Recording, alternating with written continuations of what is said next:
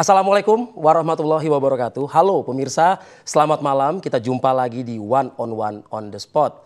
Pemirsa, awalnya pasangan calon gubernur dan calon wakil gubernur Pilkada Jakarta ini memang tak pernah diunggulkan. Bahkan di awal juga sejumlah lembaga survei menunjukkan suara pasangan Pram Rano ini jauh di bawah mayoritas. Lalu mengapa bisa menyalip pasangan Ridwan Kamil Suswono yang diunggulkan? Malam ini kita akan langsung saja mendengar apa strategi selama kampanye di Jakarta dan apa yang akan dilakukan setelah terpilih menjadi pemimpin Jakarta. Langsung saja simak diskusi saya pada malam hari ini. Assalamualaikum, selamat malam. Waalaikumsalam. Bang Pramono Anung. Waalaikumsalam. Selamat dulu dari kami. Terima kasih sebagai Arif. gubernur terpilih. Masih kita tunggu bulan Februari tentunya. Tapi sepertinya jalan ini sudah semakin lancar nih buat Bang Pram dan juga Bang Rano. Sebelum pertanyaan, saya juga sedikit dong kasih pantun nih buat Bang Pram. Karena Bang Pram juga waktu kampanye kan tebar pantun di mana-mana ini kan Bang.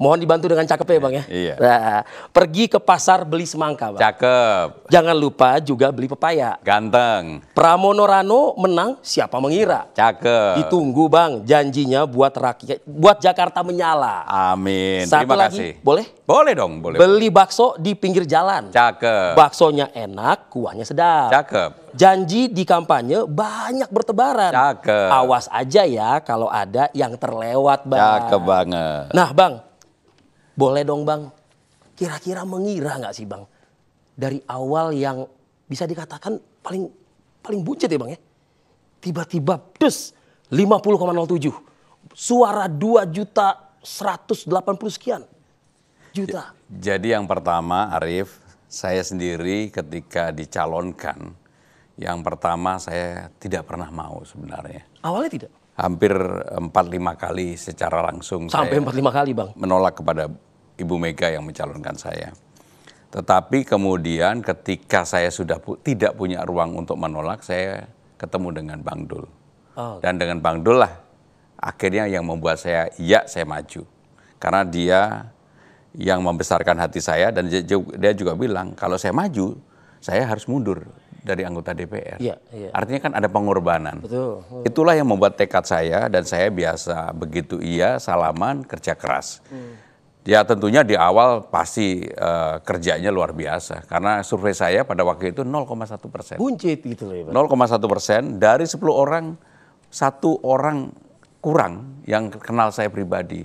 Itu terbukti ketika saya mendaftar di KPUD pada waktu itu. Ya. Yang kenal pasti pakai baju merah, itu mantan sekjennya gitu kan. Dulu kan saya sekjen PDIP. Jadi betul-betul sesuatu yang semua orang bilang nggak mungkin, tetapi saya membangun optimisme dalam diri saya sendiri dan saya bekerja keras dan saya selalu mengatakan pada diri saya sendiri bahwa lawanmu itu bukan paslon nomor 1 maupun nomor 2, lawanmu adalah dirimu sendiri. Karena selama ini saya selalu mengambil posisi dimanapun untuk bekerja keras. Sehingga dengan demikian ketika 2 minggu dari pendaftaran saya udah di 28,4. Ya. Itu survei LSI pertama. Lumayan langsung meningkat. Ya karena itu tadi mungkin rakyat Jakarta atau masyarakat kasihan sama saya. Orang yang sehari-hari keliling 10, 11, 12 titik yang betul-betul dalam keliling itu saya menikmati. Enjoy banget ya? Enjoy banget. Kenapa saya menikmati? Apa istilahnya Bang? Belanja. Masalah. Dan disitulah saya melihat persoalan utama di Jakarta itu bukan Sudirman, Tamrin, kemudian Gatot Subroto, Kuningan. Aja kan, gitu kan? Itu problem utamanya adalah disparitas, perbedaan orang kaya miskin. Orang betul-betul di bawah yang tidak mendapatkan fasilitas yang harusnya dipikirkan oleh pemerintah. Timpang sekali. Atau negara. Timpang sekali. Bahkan yang seperti pernah saya sampaikan secara terbuka dalam debat. Saya melihat ketika saya ke Tanah Tinggi ketemu dengan Ibu Suni. Di rumah itu ada 12 orang, tempat tidurnya kecil banget. Mengikuti itu Bang. Dan itu tidur dibuat 3 shift. Nah disitulah yang membuat saya kemudian menjadi tambah semangat. Bahkan pernah saya memecahkan rekor karena ketika saya maju pada waktu itu dengan Pak Jokowi dibilang, Mas kalau bisa targetnya sampai 12 titik. Dan saya memecahkan rekor 15 titik. Wow. 15 titik itu dimulai dari jam 5 pagi baru kembali ke rumah sampai di rumah setengah 12 malam. Untuk seorang Pramono Anung yang sudah tidak muda lagi 61 tahun ya. Tidak mudah dan ya saya sebenarnya udah boleh dibilang waktunya untuk menikmati diri sendiri. Makanya menolak sampai 5 kali. Sampai 5 kali. Dengan Apa sih yang disampaikan ke Bu Mega? Ya saya bilang, ngomong kok berani nolak gitu loh. Saya sama Bu Mega kan udah 28 tahun, sehingga saya bisa bicara apa adanya dengan beliau. Saya bisa sampaikan ke beliau, Mbak, saya ini kan pertama saya tidak pernah berkeinginan, kedua tidak mempersiapkan diri, ketiga saya udah hampir 7 tahun, 8 tahun tidak pernah mau muncul di ruang publik. Tidak pernah mau diwawancarai TV. Padahal dulu ketika saya menjadi pimpinan DPR, menjadi sekjen partai, saya termasuk media darlingnya TV One pada waktu itu. Kita harus akui itu. Hampir setiap minggu saya diundang ke TV One. Tapi sebagai habis itu pimpinan DPR ya, itu ya. tetapi habis itu kan praktis selama 2 periode menjadi menterinya Pak Jokowi, saya nggak muncul di publik. Jadi terus terang Arief, bukan pekerjaan yang mudah, tetapi menurut saya membangun optimisme banget di dalam tim saya, bahkan di tim saya sendiri sebagian besar sebenarnya juga nggak yakin. Tetapi saya membangun kepercayaan kepada mereka. Gimana kalau saya sendiri nggak yakin, mereka bisa yakin sama saya. Makanya saya kerja keras, meyakinkan teman-teman, membangun tim yang solid, dan yang paling penting adalah fokus. Fokus itu ya. Ya. Oke. Sudahkah ada pihak-pihak, ya sebutlah misalnya kalau Bu Mega ya tentu sudah bertemu, mengucapkan selamat gitu. Pak Prabowo? Jadi Arief, saya yang begini-begini nggak mau bicara ke publik karena bagi saya ini adalah hal yang terjadi di belakang publik. Kenapa saya harus bertanyakan ke Bang Pram, Bang? Karena pada saat Pak Prabowo menjaring menteri, ada tuh, ya kan? Lewat itu Bang Pram juga di situ, Bang, di Kertanegara, Bang. Ya, saya secara pribadi mempunyai hubungan yang sangat baik. Pasti. Dengan Pak Prabowo, dengan Pak SBY, dengan Pak Jokowi, dengan ya partai, termasuk partai-partai yang tidak mendukung saya. Ya. Walaupun tidak kawan-kawan lama itu ya. Walaupun tidak mendukung, saya tetap berkomunikasi sangat baik. Bahkan saya mendapatkan informasi secara langsung dari salah satu ketua umum dan istrinya yang tidak mendukung saya. Suaminya tetap milih yang didukung oleh partainya karena dia ketua umum, istrinya memilih saya. Karena dia udah janji sama istri saya. Kan tapi ngomong-ngomong, rumah tangga baik-baik tapi kan. Ini baru pertama kali loh saya sampaikan. Nggak, artinya apa? Saya bisa diterima oleh semua orang dan praktis. Arief, selama saya kampanye hampir 3 bulan, saya nggak pernah lihat apa yang dikampanyekan oleh pasangan nomor 1 maupun nomor 2. Nggak pernah loh sama sekali. Jadi fokus banget. Jadi kenapa itu saya lakukan? Karena saya tahu saya nggak mau terpengaruh pikiran saya dengan apa yang mereka lakukan. Terdistrak jadinya ya gitu ya. Bahkan ketika debat pun, kalau kamu perhatikan, saya fokus aja. Saya nggak kemana-mana. Hanya memang karena saya selama 2 periode menjadi penjaga dapur pemerintah pusat. Betul. Sehingga persoalan Jakarta kan saya tahu. Pasti ya. Bahkan di dalam debat akhirnya saya nggak diserang, saya nggak ditanya karena karena saya tahu yang diserang. Jadi sebetulnya Bang Pram itu sudah belanja masalahnya udah dari 2 periode pemerintah pusat dong. Ya, kalau bisanya lah kamu tanya saya tentang Jakarta, relatif saya hampir tahu. Makanya saya awal nggak mau saya tanya dulu, Bang. Misalnya bahkan yang kecil-kecil aja jumlah halte, panjang jalan dan sebagainya saya tahu. Betul. Ya karena ke fungsi pusat dan daerah pun juga kan harus dilakukan ya, di-maintain juga oleh Bang Pram. Oke, Pak Prabowo tadi sudah dijawab sama Bang Pram, saya tidak mau bicara. Pak Jokowi. Ya pokoknya saya walaupun partai saya berbeda dan beliau tidak mengendorse saya, secara terbuka kan beliau mengendorse pasangan yang didukung. Saya tetap baik-baik aja. Oke. Ada ucapan selamat? Ya pokoknya saya nggak mau ngomong lah. Oke deh kalau gitu, Bang. Kan Abang tadi di awal kan 0, lalu setelah mendaftar naik menjadi 8,4. Itu 2 minggu setelah mendaftar. 2 minggu setelah mendaftar. Oke. In the end 50,07, 2.180.000 lebih suara Bang Pram dan Bang Rano. Kira-kira dari usaha yang sudah tadi dilakukan oleh Bang Pram, gerilya di lapangan, belanja masalah, bahkan titiknya terus bertambah begitu. Apalagi yang kira-kira Bang Pram merasa ini kayaknya ada efek atau faktor seseorang nih, anak Abah.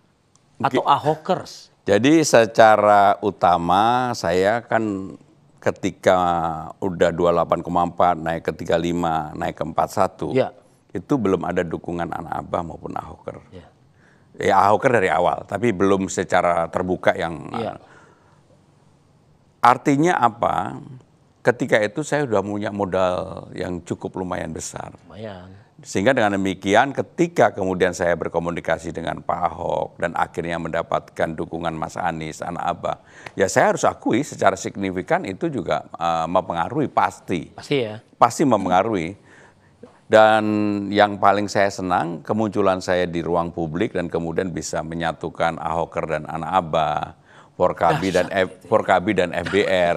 Nggak pernah yang namanya Forkabi dan FBR itu jadi satu. Minyak dan air. Nah, makanya saya dalam Pilgub Jakarta ini bersyukur sekali. Ya. Saya yang di awal sudah menyampaikan ke ruang publik bahwa politiknya riang gembira, secara rasional. Saya dan Bang Dul benar-benar milih Cak Lontong sebagai ketua tim pun karena ingin Ya seru juga gitu ya. ingin riang gembira. Riang gembira. Dan Arief kalau kamu perhatiin siapa saja yang menjadi jubir saya, Ya. tampilnya juga riang gembira, Ya. bukan jubir yang kemudian mengattack, menegasi Ya. pasangan lain dengan cara yang keras. Betul-betul saya ingin riang gembira dan alhamdulillah menurut saya apa yang saya inginkan itu tercapai. Bahkan ketika salah satu jubir saya diundang untuk membicarakan persoalan yang pada waktu itu menimpa salah satu pasangan yang persoalan janda dan sebagainya, saya larang. Padahal ada kesempatan tuh. Padahal ada kesempatan. Demi Allah saya larang. Saya telepon sendiri, saya bilang jangan, udah kita nggak usah ikut itu. Kalau itu ada yang mengomentari biar orang lain. Kenapa saya lakukan seperti itu? Itu tadi karena saya ingin menggambarkan, mencerminkan bahwa dalam politik yang begini pun bisa gitu. Dan masyarakat Jakarta adalah masyarakat yang sangat rasional. Sehingga mereka juga kemudian merasa enjoy dengan, apalagi kalau kamu perhatikan ketika saya turun ke lapangan yang dulu saya nggak bisa joget-joget, jedak-jeduk cici, ya, sekarang saya menjadi fasih banget kan gitu. Ini kira-kira kita minta joget nggak nih malam ini? Oke, Bang Pram. Ini yang juga sungguh menariknya sebetulnya Bang Pram dengan pasangan lain pun juga kan di beberapa momen juga menunjukkan juga kepada masyarakat sebetulnya. Saya suka banget tuh ketika seorang Bang Pram bertemu dengan Ridwan Kamil, di mana tuh ya? Ada Bang Rano juga. Oh iya, di pelukannya tuh kayaknya, waduh, lebih dari sahabat kali itu mungkin ya. Ya, secara terbuka dan boleh di cross check kepada Kang Emil. Sebenarnya saya sama Kang Emil tuh hubungannya sangat baik banget. Betul. Bahkan saya jadi mentornya Kang Emil. Betul. Dan itu dinyatakan secara terbuka oleh Kang Emil sendiri. Iya, di saat momen pertemuan itu ya. Termasuk Dharma, saya juga. Bahkan di dalam debat waktu itu Pak Dharma bilang bahwa saya ini mendapatkan bintang dibantu oleh Mas Pram. Ya memang pada waktu itu. Jadi sekali lagi Pilgub Jakarta menurut saya bisa jadi role model daerah-daerah lain. Dan itu sudah ditunjukkan ya? Dan itu sudah ditunjukkan. Oke. Bang Pram kira-kira juga sudah mulai loh ya melisting, menulis rencana untuk nanti menjabat ya bila mana sudah dilakukan pelantikan pada Februari 2025. Ada semacam kayak tim transisi kabar seperti itu. Nah kita nanti akan ulas. Jeda dulu tapi Bang Pram, kami akan kembali saat lagi. Tetaplah bersama kami di One on the Spot.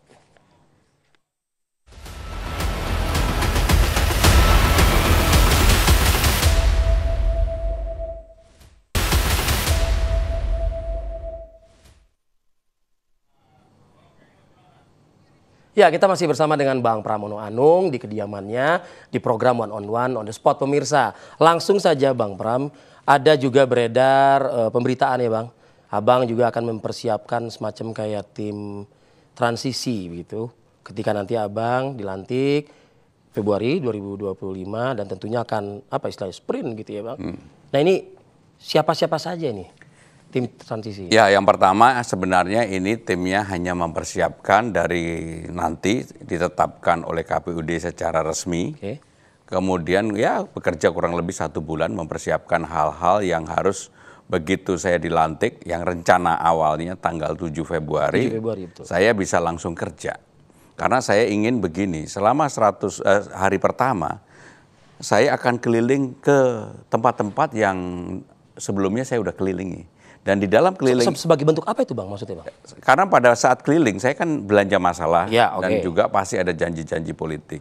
Dan yang saya janjikan adalah hal-hal real yang dialami oleh masyarakat. Semacam. Kartu Jakarta Pintar, kartu untuk lansia, difabel, KJMU untuk mahasiswa.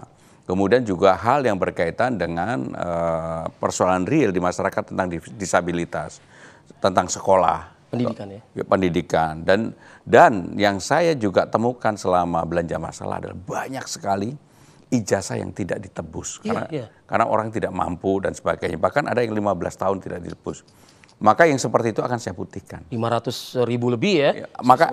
Maka akan saya putihkan. Karena orang sudah belajar setengah mati, nggak punya uang, nggak bisa menebus Hanya karena satu itu aja ya. akan saya ambil dan itu akan kami bagikan, gratiskan secara Jadi- cuma-cuma kepada warga yang memang nggak bisa mengambil. Jadi semacam kayak untuk membuktikan kontrak, meskipun tidak ada istilah kontrak politik gitu ya Bang. Tapi saya berjanji, saya komit, saya datangi Anda lagi dan saya buktikan Ya, gitu. termasuk di Kampung Bayam. Ya, Karena di Kampung Bayam pada waktu itu saya menyampaikan ketika saya menjabat nggak lebih dari 1 bulan pasti saya selesaikan dan akan saya selesaikan. bisa Bang. Harus bisa. Karena ya apapun persoalan di Kampung Bayam itu kebetulan saya sudah pelajari dan bisa. Hanya memang pada waktu itu ada persoalan pergubnya belum selesai. Jadi kalau Mas Anies misalnya 2 periode, saya yakin pasti selesai. Jadi saya udah mau pelajari dan saya yakin itu bisa, maka kalau hari itu dilantik, saya akan ketemu teman-teman Kampung Bayam, Bang Furkon dan teman-teman, dan mudah-mudahan bisa diselesaikan segera. Termasuk persoalan akuarium, tanah merah, dan sebagainya. Jadi betul-betul saya ingin dalam 100 hari pertama itu keliling setiap hari, bukan belanja masalah, tapi Merealisasikan. merealisasikan apa yang saya janjikan di dalam sosialisasi ataupun kampanye yang saya lakukan. Sudah tersebut nih tadi sama Bang Pram kan, ada nama Mas Anies. Mas Anies kah yang akan menjadi figur transisi? Jadi di figur transisi yang saya ambil bukan nama-nama besar. Saya ingin ini adalah bekerja. Tetapi apapun orang-orang yang dulu pernah membantu Pak Ahok, membantu Mas Anies, membantu Bang Foke, yang memang mereka punya pengalaman di lapangan, saya akan dengarkan untuk itu. Sehingga dengan demikian tim transisi ini bekerjanya hanya 1 bulan, orangnya tidak terlalu banyak, dan ini bukan TGUPP seperti yang Mas Anies ya. Tetapi memang ini yang betul-betul bekerja mempersiapkan begitu dilantik, potret tentang pemerintahan Jakarta saya harus sudah tahu betul.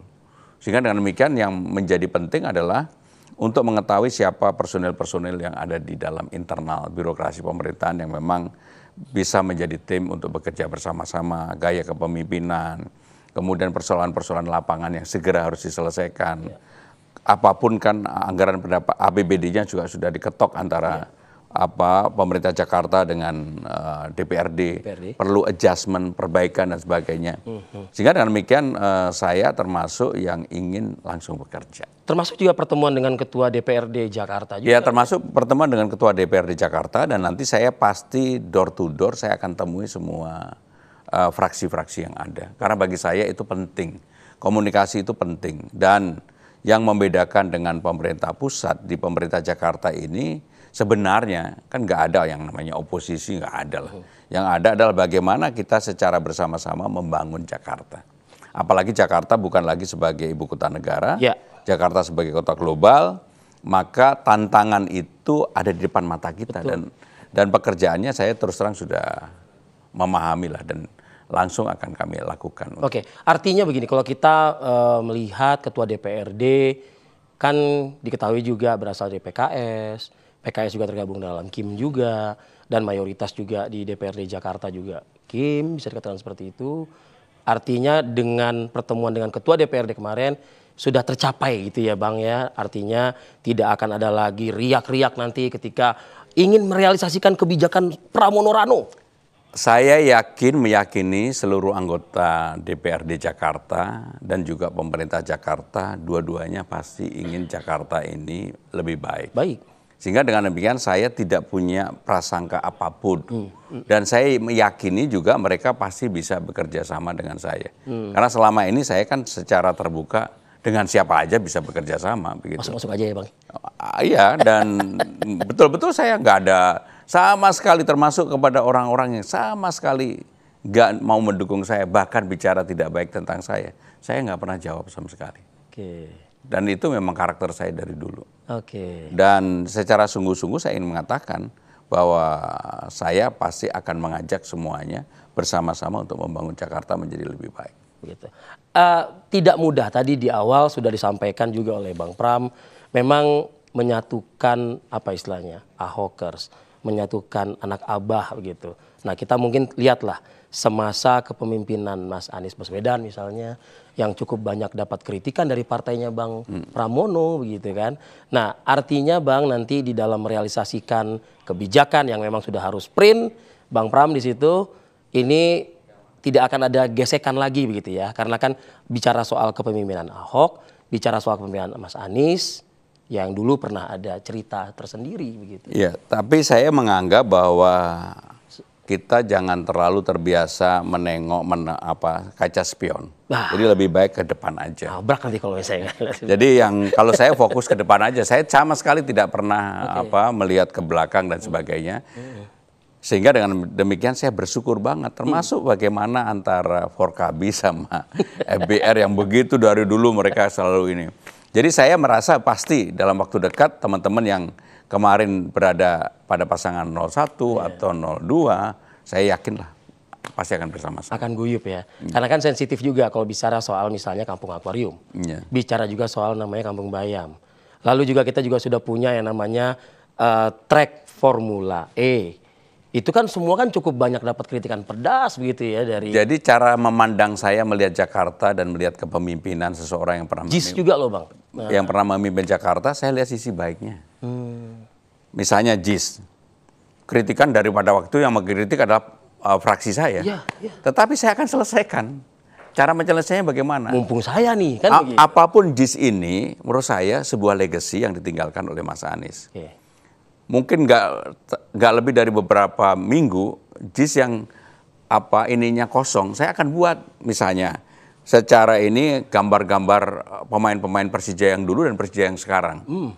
Anjas Asmara, Iswadi Idris, Sucipto Suntoro, kebetulan kan saya hafal para legend sama yang baru, Witan, Ricky Ridho dan sebagainya. Sehingga ketika orang lewat ini kan berputar, oh ada sesuatu yang baru tentang Jakarta. Keren sih. Ini yang namanya gubernur yang baru dan wakil gubernur memang gila bola, memang saya gila bola. Sehingga dengan demikian saya akan membuat itu. Jadi hal-hal inovasi itu pasti akan kami lakukan. Termasuk beberapa bus akan kami branding olahragawan yang mempunyai kontribusi yang cukup baik bagi Jakarta. Apakah itu pemain bola, pemain basket, dan olahragawan lainnya. Sehingga dengan demikian orang punya kebanggaan terhadap dirinya ketika dia punya prestasi. Dan itulah yang membuat ada hubungan kedekatan antara pemerintah dengan masyarakatnya. Dan dengan undang-undang yang baru ini, wajah Jakarta akan menjadi Betawi. Betawi yang semakin menyala gitu ya. Menyala, karena memang undang-undangnya bunyi gitu ya. Dan selama ini satu-satunya kota besar di Indonesia yang tidak punya wajah kedaerahan adalah hanya Jakarta. Karena ibu kota negara. Dan undang-undang baru yang sekarang udah ada Betawi. Walaupun saya bukan Betawi asli, saya orang Jawa lahir besar di Kediri, tetapi saya akan mewujudkan banget wajah Betawi itu nampak banget. Seperti yang kamu tadi Arif, belum aja udah berpantun gitu. Enggak, soalnya ngikutin Bang Pram juga waktu belanja masalah kok di sini pantun, di situ pantun gitu ya kan. Bang, terima kasih Bang. Abang tadi menyebut Persija Bang. Langsung saja nih di segmen ini saya mau juga minta komitmen kandang Persija, jadi mau ditaruh di mana Bang? Ya kandang gini, Persija itu sebenarnya bukan dimiliki oleh Pemda. Persija itu dimiliki oleh perorangan. Kebetulan pemiliknya sahabat saya. Yang menjadi kuat adalah Jackmania. Sehingga dengan demikian Persija dan Jackmania ini harus duduk bersama-sama dengan Pemda Jakarta yang nanti saya pimpin. Saya akan menawarkan, tetapi kandangnya harus Jakarta. Namanya juga Persija. Dan saya terus terang kalau Persija main di Nggak di Jakarta. Home-nya nggak di Jakarta itu saya sedih. Iya. Maka dengan demikian nanti home-nya akan kita buat di Jakarta. Di mana, Bang? Ya kalau sekarang ini kan persoalannya DJ sewanya terlalu mahal. Ini kan kamu mau nanya ini nggak apa-apa saya jawab. Maka saya akan dudukkan bersama-sama antara pemerintah Jakarta dengan pengelola JIS, kita cari jalan keluar. Dan yang paling penting adalah BUMD-nya jangan seakan-akan nggak mau tahu. Karena apapun ini Jakarta, orang yang sudah berjuang untuk Jakarta ini secara pasti juga harus didukung. Iya. Dan harus guyup, dan harus nampak di permukaan. Dan itu saya akan lakukan. Ini duduk bareng itu nggak akan sulit lah buat seorang Pramono Anung ya? Termasuk Taman Ismail Marzuki. Ya. Kan sekarang dikelola oleh Jakpro. Betul. Para seniman marah-marah. Karena ya rata-rata mereka nggak mampu lah untuk nyewa tim. Saya akan dudukkan. Dan pengelolaannya harus bersama-sama. Yang namanya seniman juga harus punya ruang untuk berekspresi. Pendekatannya nggak semata-mata harus katakanlah pendekatan yang terlalu komersial.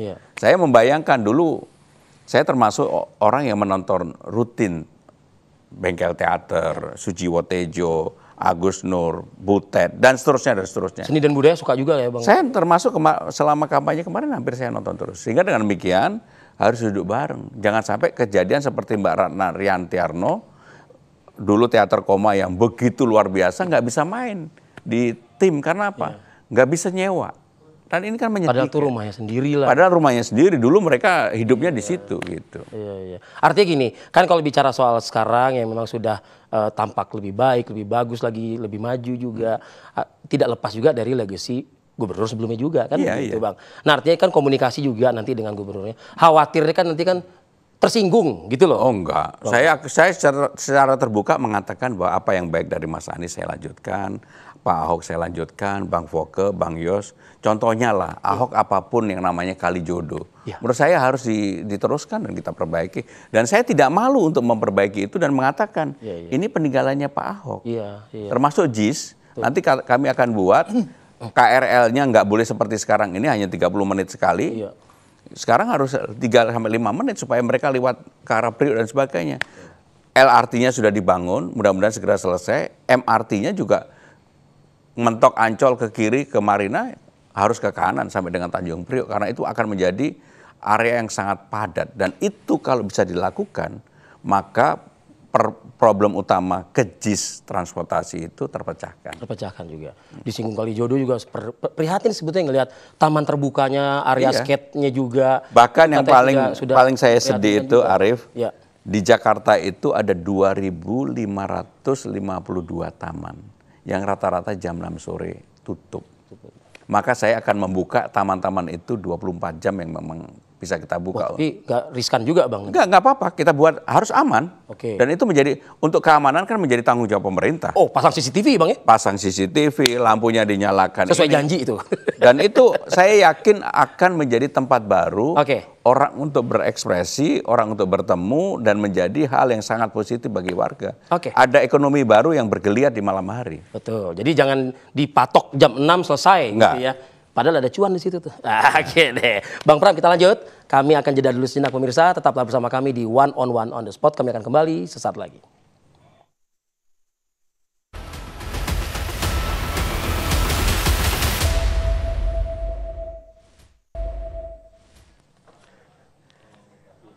Terima kasih pemirsa Anda masih bersama kami menyaksikan One on the Spot. Kita masih bersama dengan Gubernur Jakarta terpilih nih, Bang Pramono Anung. Bang Pram, ini juga yang akan juga menjadi fokus perhatian adalah tadi kan soal janji ya kepada masyarakat, konstituen juga ya pada saat pemilihan kemarin. Bagaimana juga dengan bersih-bersih ke dalamnya juga Bang Pram. Kan Bang Pram juga baca nih pemberitaan 1-2 hari ke belakang Dinas Kebudayaan ya, kalau tidak salah ya, bikin faktur palsu gitu kan. Nah ini tamparan keras sebetulnya. Dan apakah Bang Pram juga akan memiliki komitmen kebijakan juga Bang terkait dengan hal ini? Jadi untuk internal, terutama bagi ASN, terutama bagi para pejabat yang ada di Pemda Jakarta, jangan bermain-main untuk urusan itu dengan saya. Saya akan pasti mengambil tindakan tegas untuk itu. Karena memang janji saya kepada publik, janji saya kepada diri saya sendiri yang paling utama. saya akan nggak populer juga nggak apa-apa, saya akan bekerja keras dan saya akan mengambil tindakan terhadap hal-hal seperti itu. Karena begitu saya melihat ke bawah, ke masyarakat, belanja masalah, yang membuat bersemangat banget adalah betapa menyedihkan yang ada di bawah itu. Dan saya juga kritik yang ada kepada Pemda DKI, persoalan pendataan kartu Jakarta Pintar yang menurut saya amburadul. Sehingga dengan demikian itulah yang kami akan lakukan perbaikan. Termasuk memperbaiki birokrasi pemerintahan harus lebih terbuka, transparan. Dan juga yang paling penting adalah memberikan pelayanan yang cepat dan baik kepada masyarakat. Sehingga yang begitu-begitu saya nggak akan mau nego terhadap siapapun. Tidak ditolerir gitu ya? Nggak ada. Tapi kan agak sulit juga Bang Pram. Di satu sisi Bang Pram tadi bilang katanya 100 hari pertama Bang Pram akan turun juga, belusukan lagi. Tapi di satu sisi Bang Pram juga harus mengamati juga nih. Oh ya, pastilah. Makanya kenapa dalam 1 bulan ini tim yang nanti saya bentuk sebenarnya memberikan potret yang ada. Oke. Dan melihat bagaimana persoalan yang ada. Supaya saya begitu masuk dan memutuskan itu tidak ragu-ragu lagi. Iya. Dan itu menjadi penting. Karena saya pengen dengan undang-undang baru ini wajah Jakarta yang menjadi kota global betul-betul secara signifikan ada perubahan yang mendasar. Tapi ada untungnya dengan perubahan ini sehingga seorang gubernur dan wakil gubernur itu ukurannya menjadi makin jelas. Kalau dulu kan ada daerah abu-abu. Iya, gray area-nya ada. Apa yang menjadi kewenangan pemerintah pusat, apa yang menjadi kewenangan pemerintah Jakarta seringkali overlapping. Bang Tindih jadinya. Bang Tindih. Kalau sekarang enggak, yang menjadi kewenangan Jakarta ya Jakarta, full Jakarta gitu. Iya. Termasuk kita mempersiapkan diri kalau memang apa yang disampaikan oleh Bapak Presiden Prabowo Subianto tentang beliau menyampaikan bulan 2028 akan pindah ke IKN, kita juga harus bersiap-siap karena akan banyak gedung-gedung yang kemudian akan dikelola oleh pemerintah Jakarta. Bahkan ada beberapa peraturan dengan perpindahan nanti yang kewenangannya menjadi full pemerintah Jakarta. Dalam undang-undang daerah khusus Jakarta yang baru ini ada kurang lebih 14 kewenangan yang nanti menjadi kewenangan pemerintah Jakarta.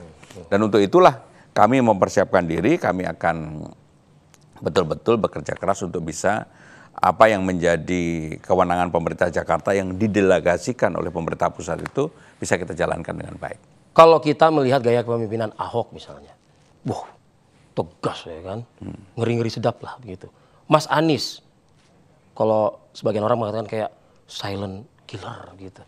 Bang Pram bisa nggak ngimbangin Bang ketegasan kepiawaian memimpin Jakarta ini agar instansi yang ada di bawah Bang Pram ini, dinas-dinas ini itu nggak berani lagi main-main gitu loh ibaratnya. Jadi Arief, kalau saya jawab sekarang pasti saya membual. Tetapi saya akan membuktikan bahwa apa yang menjadi gaya kepemimpinan saya pasti orang akan mencatatnya.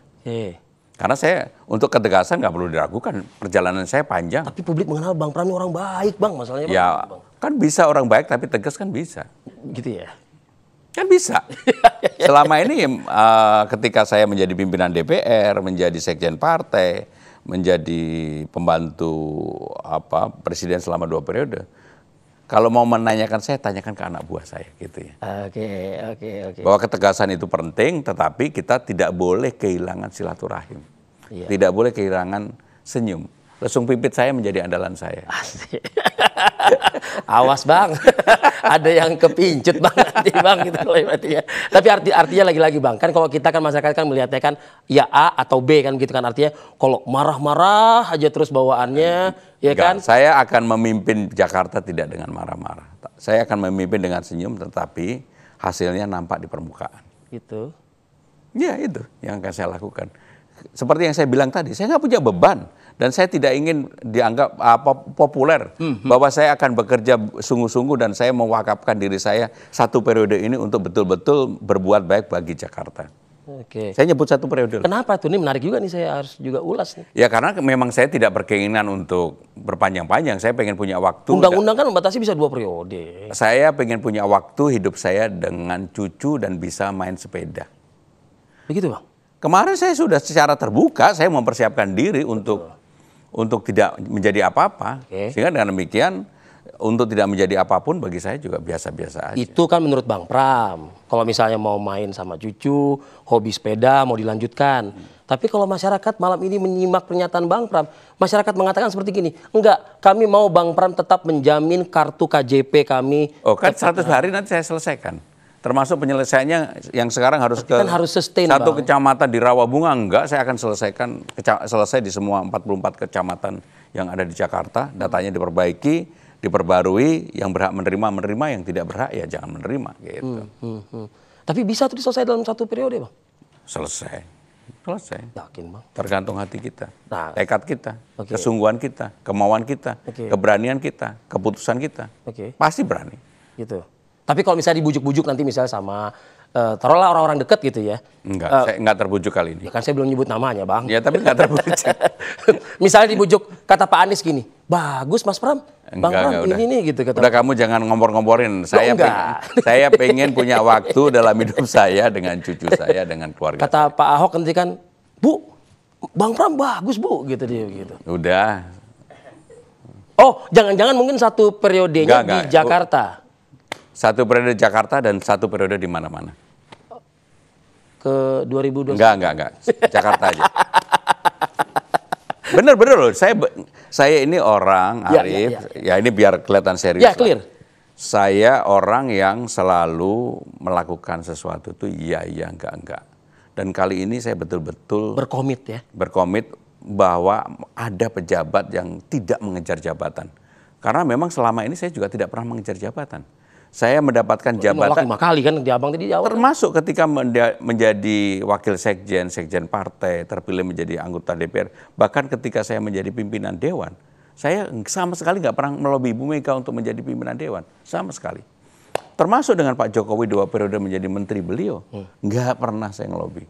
Termasuk kemudian diberi amanah untuk menjadi calon gubernur. Sehingga saya terlalu biasa orang yang tidak mengejar jabatan, tetapi begitu saya ditugasin untuk menjadi apapun, termasuk kemarin ketika menjadi calon gubernur ini, dari 0,1 menjadi 50,07, karena saya kerja keras. Oke. Dalam hal kerja keras saja saya yakin, hakul yakin, kamu pasti nggak bisa. Loh, kita kan berbeda Bang, ya kan artinya kalau misalnya Abang kerja keras, ya kita lah yang akan mengawasi kerja kerasnya Abang kan. Iya, dan harus diawasi. Harus diawasi ya. Bang, Abang dengan kerja keras bisa naik loh Bang, luar biasa. Kalau Indonesia katanya butuh orang kerja keras bagaimana Bang? Kerja keras Jakarta aja. Dan Udah, itu? saya kerja keras Jakarta aja, menjadi nggak populer di Jakarta juga nggak apa-apa. Yang penting saya akan dikenang orang Jakarta bahwa saya berani mengambil keputusan. Luar biasa. Luar biasa. Berani mengambil keputusan, termasuk tidak populer. Termasuk dicaci maki banyak orang, nggak apa-apa. Kalau elektabilitas tambah melejit. Enggak, udah kamu jangan mancing-mancing. Kalau gitu pemirsa kita jeda dulu ya kalau gitu ya pemirsa ya. Kita akan kembali lagi dengan yang lebih dekat lagi dengan Bang Pramono Anung nih. Menarik nih kita kupas ya. Usai pariwara kami akan kembali. Tetaplah bersama kami.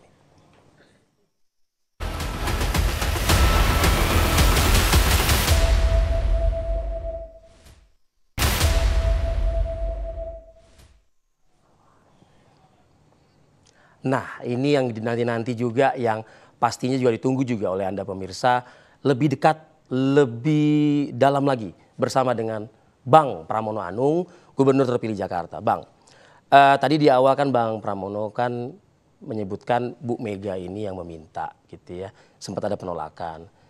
Kalau boleh tahu Bang, ya mungkin Bu Mega juga menjadi salah satu yang mempengaruhi dalam kehidupan Bang Pram. Kira-kira siapa sih yang sangat berpengaruh lagi lainnya buat kehidupan seorang Pramono Anung? Jadi dalam karir politik saya ada 2 orang yang mempengaruhi hidup saya sebenarnya, suami istri, Mbak Mega dan Mas Taufik. Dulu selalu ketika Mas Taufik masih ada, almarhum masih ada, di dalam PD itu selalu melihat antara Mas Taufik dan Mbak Mega berbeda. Ini orangnya Mbak Mega, ini orangnya Mas Taufik.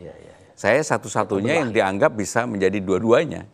Karena memang saya berkomunikasi baik dengan almarhum Mas Taufik dan juga menjadi pendamping Bu Mega selama 20 tahun. Karena saya nggak membedakan itu. Mungkin karena itu ketika PDI di luar pemerintahan zamannya Pak SBY. Pak SBY, betul. Saya adalah yang ditugaskan Ibu untuk berkomunikasi dengan Presiden pada waktu itu Pak SBY. Dengan penguasa pada saat itu. Termasuk ketika menjadikan Pak Taufik sebagai Ketua MPR. Ya. Waktu itu yang bekerja secara tertutup adalah saya dengan Mbak Puan sebenarnya. Oke.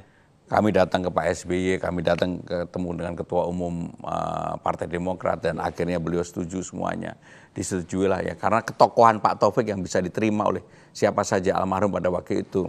Akhirnya Ketua MPR-nya almarhum Pak Taufik. Gitu. Pak Taufik Kemal. Jadi memang dalam persoalan komunikasi tertutup saya dari dulu sering melakukan.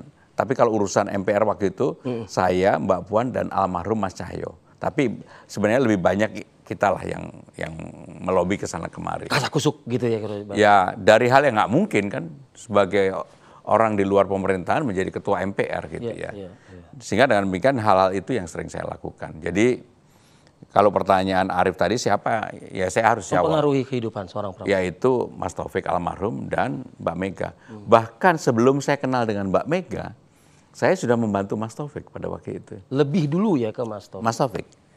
Dan saya ketika diangkat sebagai wakil sekjen, bukan karena orang yang pintar atau orang yang lobby sana kemari, enggak. Karena di PDI Perjuangan kan waktu itu DPP-nya hanya 9 orang.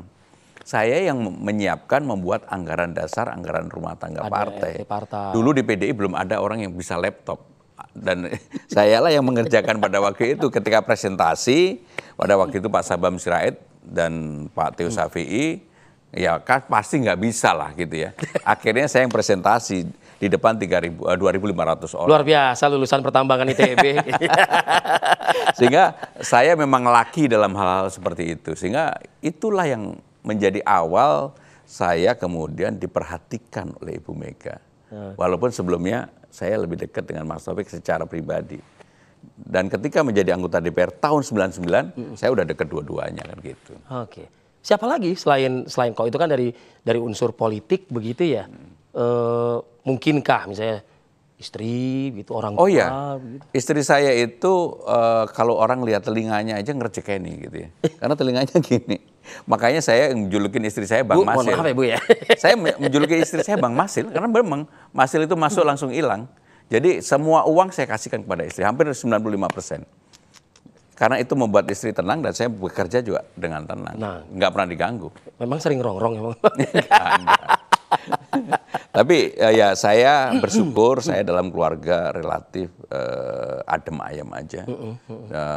Istri itu menjadi figur yang ini nggak sih buat diskusi juga? Istri saya sama sekali nggak ikut campur urusan politik, sama sekali. Tapi open for discussion. Betul. Baru pertama kali inilah dia mau tampil di medsos saya. Dulu nggak pernah ada.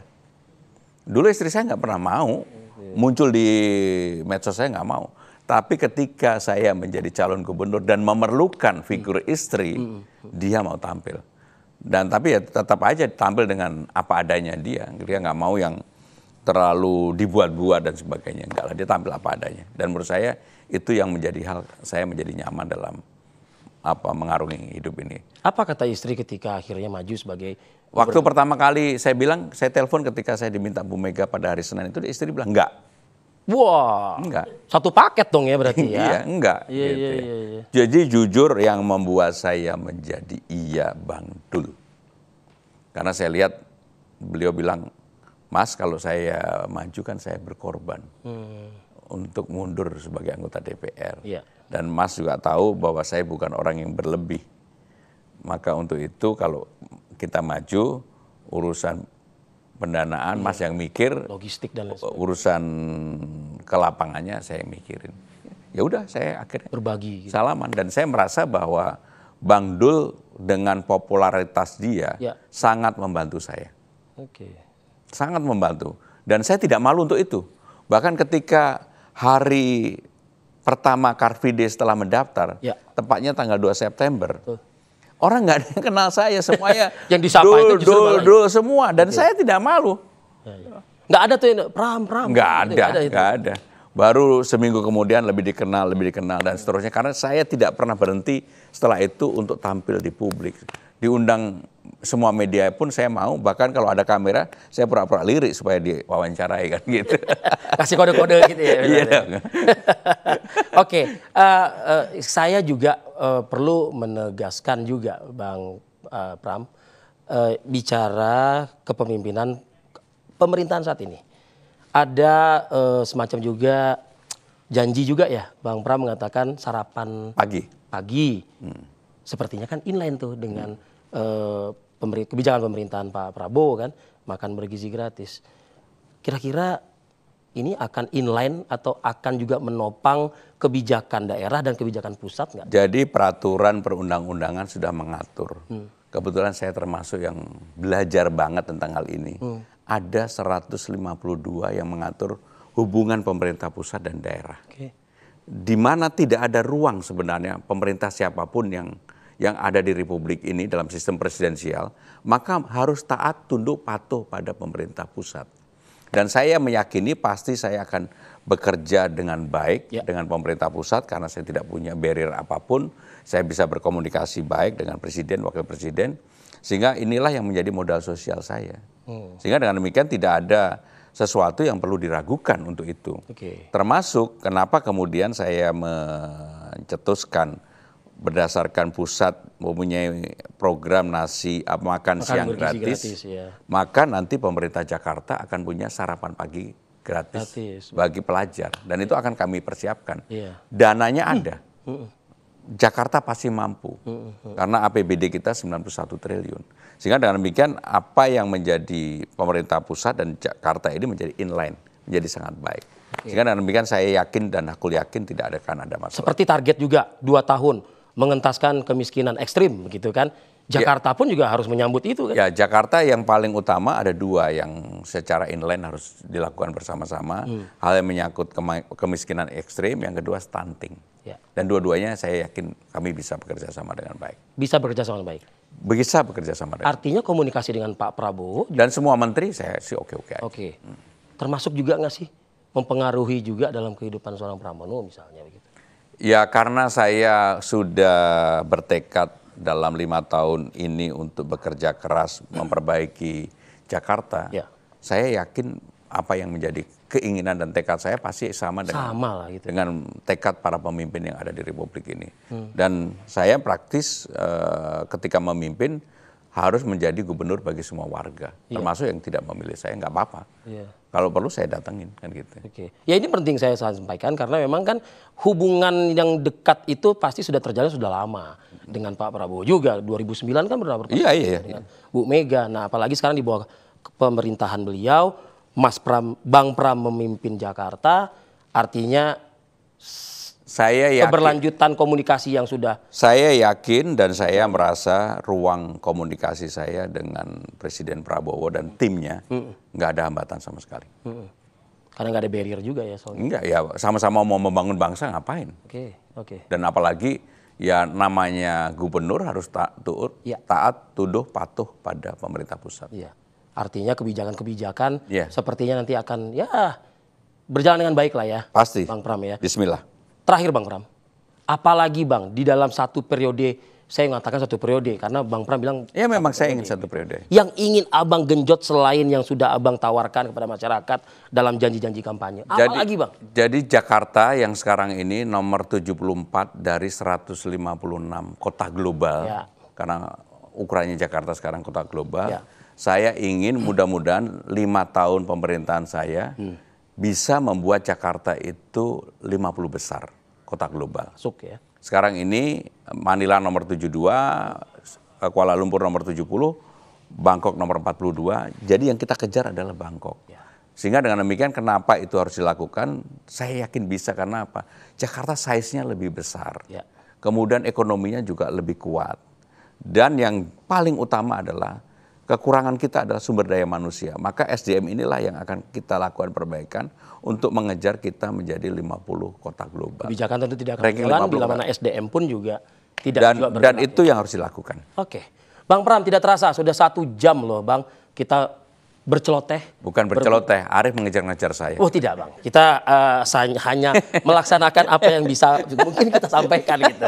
Bang Pram terima kasih. Terima kasih. Kita sudah diterima ya di kediaman Anda. tentunya ada satu pantun di akhir on the spot ini. Cakep. Oh, belum ya? Belum, sabar Bang. Boleh ya Bang ya? Oke. Bicara Jakarta, macet sungguh merajalela. Cakep. Urusan penduduk, wow, luar biasa. Cakep. Pramono Rano, kepala daerah terpilih kita. Cakep. Bismillah, selamat bertugas, berkarya dan berbakti untuk Jakarta. Terima kasih Arif. Terima kasih. Terima kasih. Terima kasih. Dan pemirsa, inilah akhir kebersamaan kita di One on the Spot pada malam hari ini. Kita jumpa lagi pekan depan pemirsa. Saya Arif Fadil, pamit undur diri. Sampai jumpa.